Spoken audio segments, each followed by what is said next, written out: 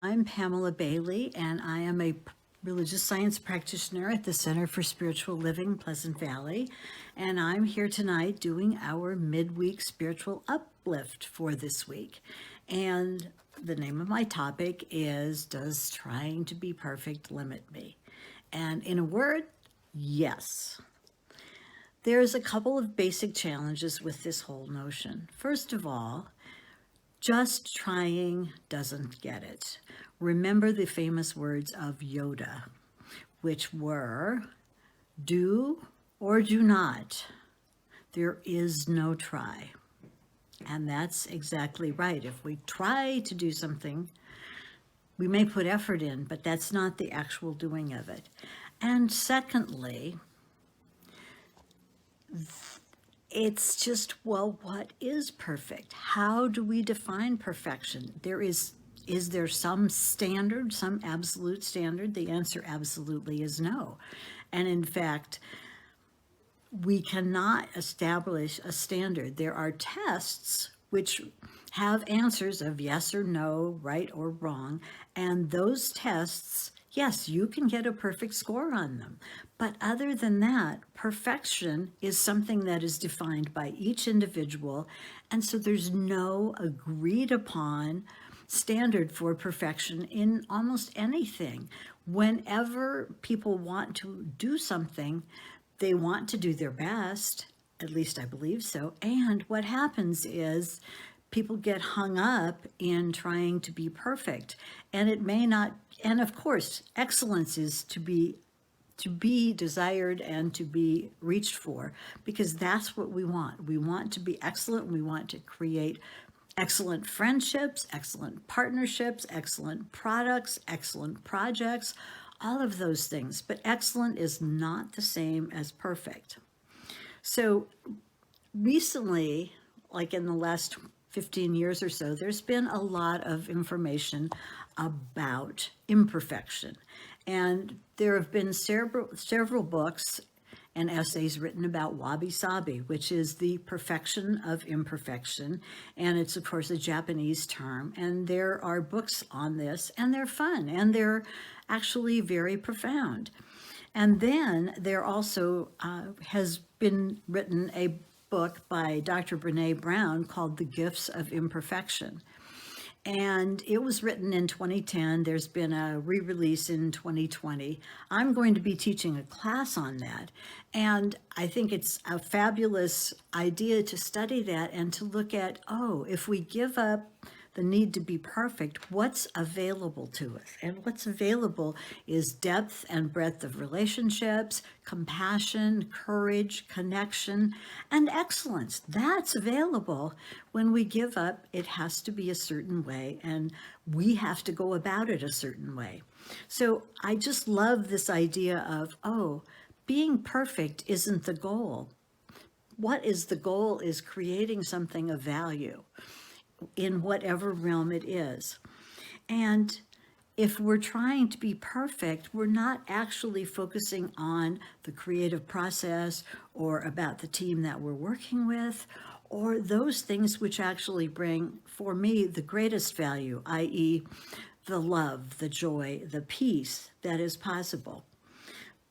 And the point is, when we take something on, that we want to do it well. We want to create something that we're proud of. We want to have a home that we love. We want to have a relationship that works and empowers everyone in it, in the family, in the group, to do well, to prosper. That's what we want.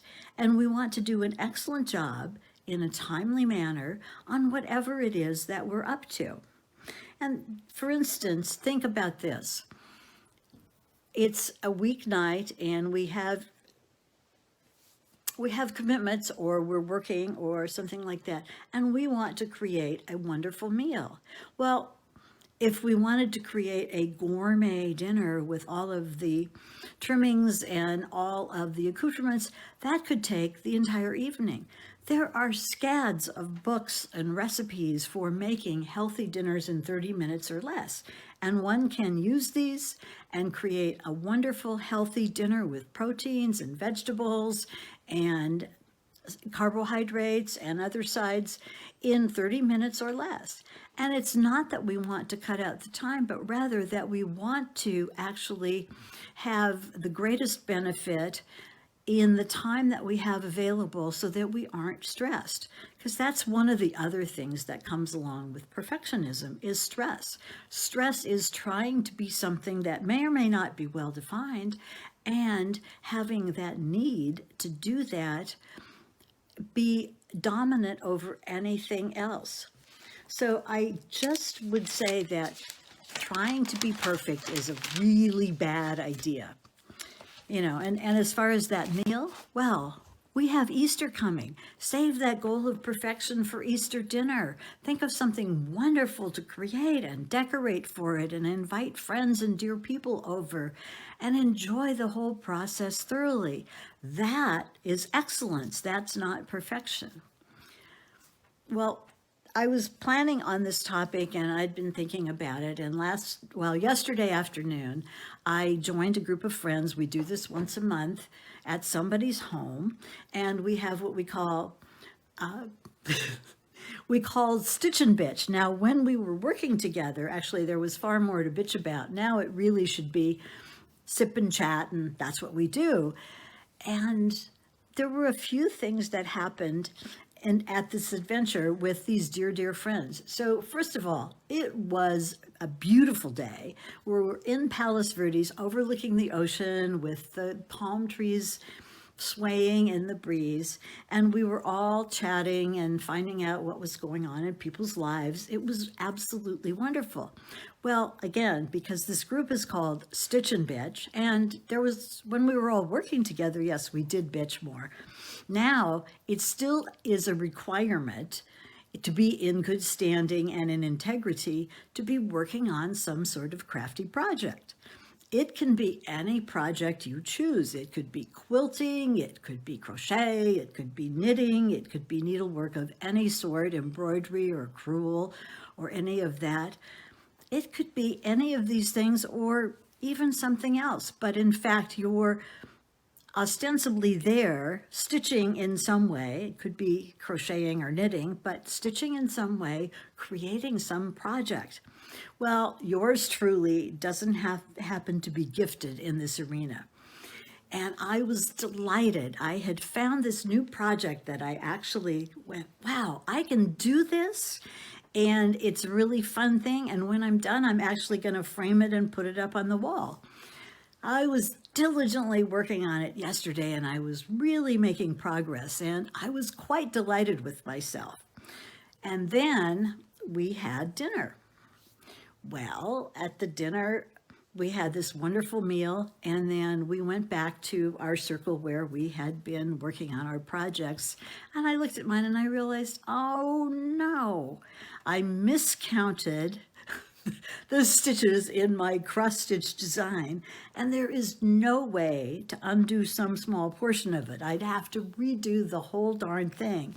And I was deflated and I was disappointed and I was going, oh, darn.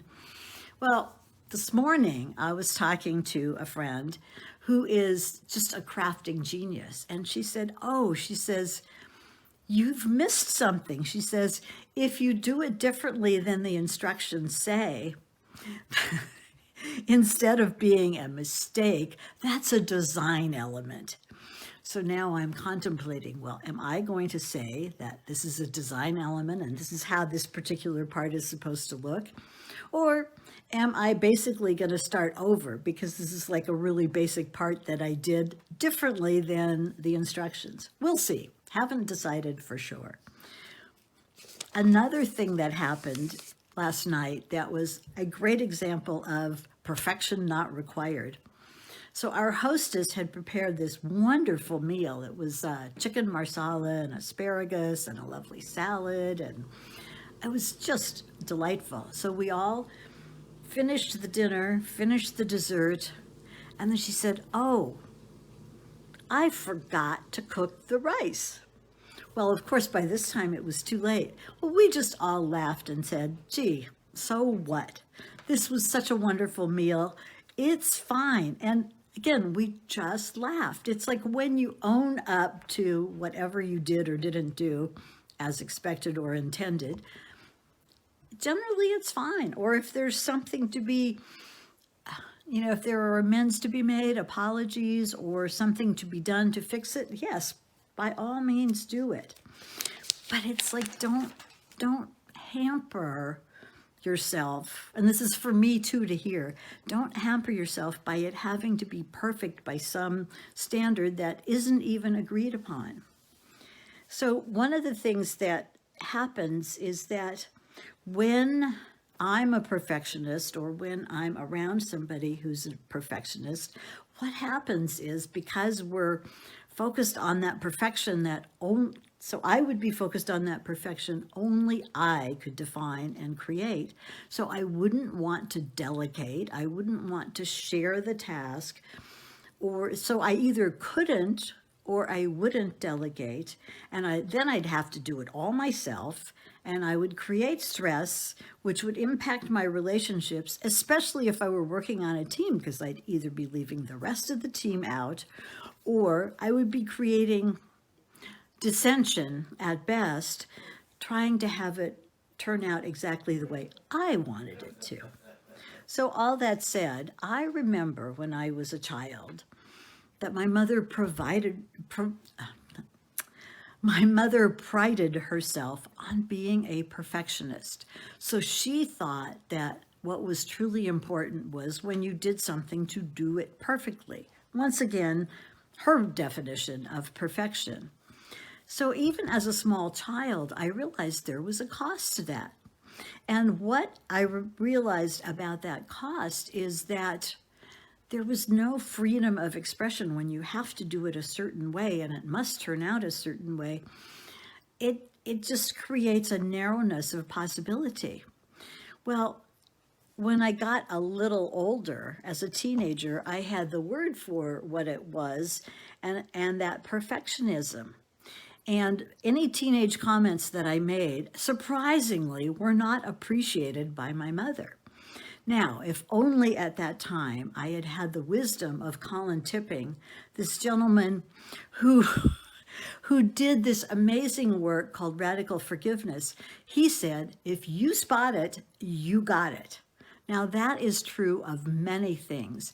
If I'm aware that someone else is doing something, probably in order for me to have observed that, I have that very same tendency myself. All righty. Well, if I recognized my mother as a perfectionist, the odds are high that I too have that trait. And it is interesting with this connection between forgiveness and perfectionism, because if you're being a perfectionist, it has to be that way. And actually, if you have forgiveness present, where you allow things to be as they are, and you're accepting of what's so and of the other people, then there's a freedom that is available. And it's really hard otherwise. And again, back to my personal experience as a child, when I believe I was 10 or 11, my mother had been a seamstress, and she moved to Los Angeles in order to be able to sew for the movie stars. And she was a perfectionist about sewing. When I was a little kid, I loved to make clothes for my dolls and stuff, but I was entered in this Singer Young Style Maker contest. And because my mother was this perfectionist, particularly about sewing, she was going to make certain that my project, my dress that I made, was perfectly done.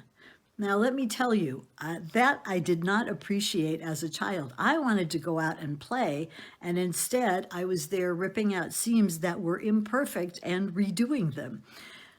So I have to say that actually kind of dimmed my joy in creating things by sewing them. However, what was actually a good outcome, I should say, is I won this contest, and I won this wonderful Singer sewing machine that to this day I have and use. So there was a benefit, but it actually limits your creative expression when perfectionism is being demanded. And it also has, this is another downside of perfectionism, it has a negative mutual relationship with a couple of other things. Reverend Cynthia Clare, who started our center, she used to say that perfectionism leads to procrastination, leads to paralysis. Now, I would say that perfectionists are notorious for waiting until the last minute and pulling all-nighters to deliver projects on time. Think of when you were in school. Probably most of us did that at least once, where, oh no, my paper's due tomorrow, and you spend all night and you get it done, and you might even do a really good job. Of course, it's exhausting. That said, oh, and the other thing is if you're that perfectionist who waited until the last minute and then you realize, oh, it's going to take more than the time I have to complete this, well, then you beg for an extension and you deliver it late. And then that, who knows what that could do if it's part of an interconnected project. But I plead guilty on this one, on the all-nighters, and I have to say that if, like when you're in college and you have multiple papers due the same week, it requires a lot of management to be able to get some sleep and to get those papers all done. So highly recommended instead to say, how can I do an excellent job on this and get started now? And another challenge that perfectionism presents is that it hampers teamwork. And it hampers collaboration and cooperation as well as communication. No matter the structure of the team for a project, perfectionism is not harmonious. It does not enhance the project. If the leader's the perfectionist, it's likely that nothing the team members ever do will be good enough. And it might be difficult to reach agreement on actually what is to be done and how to approach it.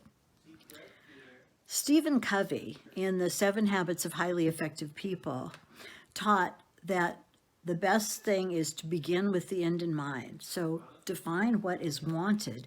And then another of those habits was to seek first to understand and then to be understood.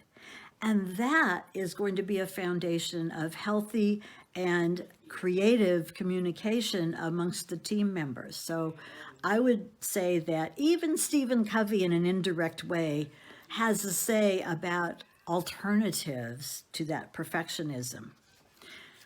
I worked at IBM when word processors were first coming out, and there was this huge expectation that, gosh, with these electronic word processors, these magical machines, that people would be able to go in and correct documents and edit them, and people wouldn't have to be erasing them or whiting them out and retyping them, and that they would be able to produce quality documents in much less time. Well, it didn't work that way.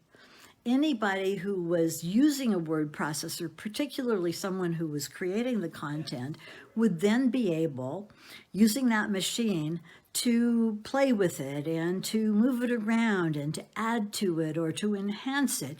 So in fact, it actually took longer to produce things using the word processors than it had using the typewriters, even when you were sitting there and you had carbon paper in it. So it's just interesting, and it isn't just my observation. They had done some studies at major universities which determined that very same thing. Then again, at that time, there was this prediction based on this very optimistic view of how these word processors and document creating machines could work. And since, of course, it was stored electronically. So they thought that, in fact, now this is the late 70s, they thought that, in fact, all of this could lead to paperless offices where we wouldn't have to deal with file cabinets and all of those things. Well, we all know what happened. all of those machines gave us the capacity to produce millions of documents which have had to be managed and stored and which have taken the lives of many fine trees. So it's interesting when results end up creating untoward things. So at this point, I actually would like to focus on a more spiritual note.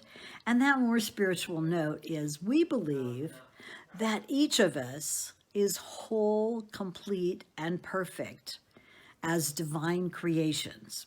However, there may be barriers to expressing that. For this update, I would like to end with that notion of our spiritual perfection and how we create the circumstances for its expression. We can start by being willing to accept life and one another exactly as they are and are not. If there's a change desired, we must actually start from how it is now because that's the only place from which to start.